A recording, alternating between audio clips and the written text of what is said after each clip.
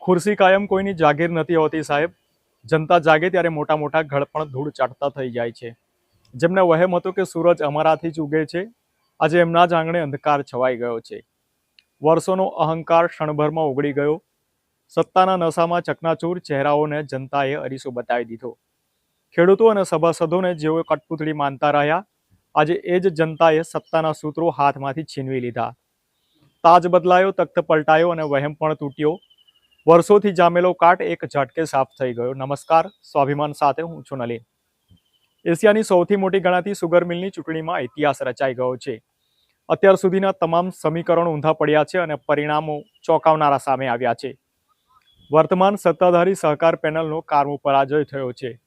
વર્ષોથી મિલ પર વર્ચસ્વ જમાવીને બેસેલા દિગ્ગજોના ગઢ કંગાળ સાબિત થયા છે.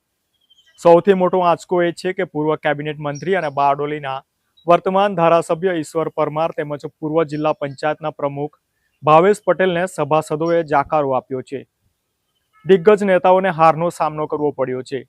બીજી તરફ ખેડૂતો અને સભાસદોએ પરિવર્તનનો નારો બુલંદ કર્યો છે. કિસાન પરિવર્તન પેનલનો ઐતિહાસિક વિજય થયો છે. તમામ 14 બેઠકો પર કિસાન પરિવર્તન પેનલે એક હત્તુ કબજો જમાવીને સપાટો બોલાવી દીધો છે. સુગર મિલનું શાસન હવે સત્તાવાર રીતે કિસાન પરિવર્તન પેનલના હાથમાં આવી ગયું છે. પરિણામો જાહેર થતાં જ કાર્યકરો, ખેડૂતો અને સભાસદોમાં ભારે ઉત્સાહનો માહોલ જોવા મળી રહ્યો છે. ઢોલ નગારા સાથે ભવ્ય વિજય સરઘસ સાથે જીત વધાવવામાં આવી રહી છે. સહકારી રાજકારણમાં આ પરિણામ એક મોટો સંદેશ લઈને આવ્યો છે કે સભાસદોનો અવાજ જ સર્વોપરી છે. વધુ અપડેટ્સ માટે આપ જોડાયેલા રહો સ્વાભિમાન સાથે. નમસ્કાર.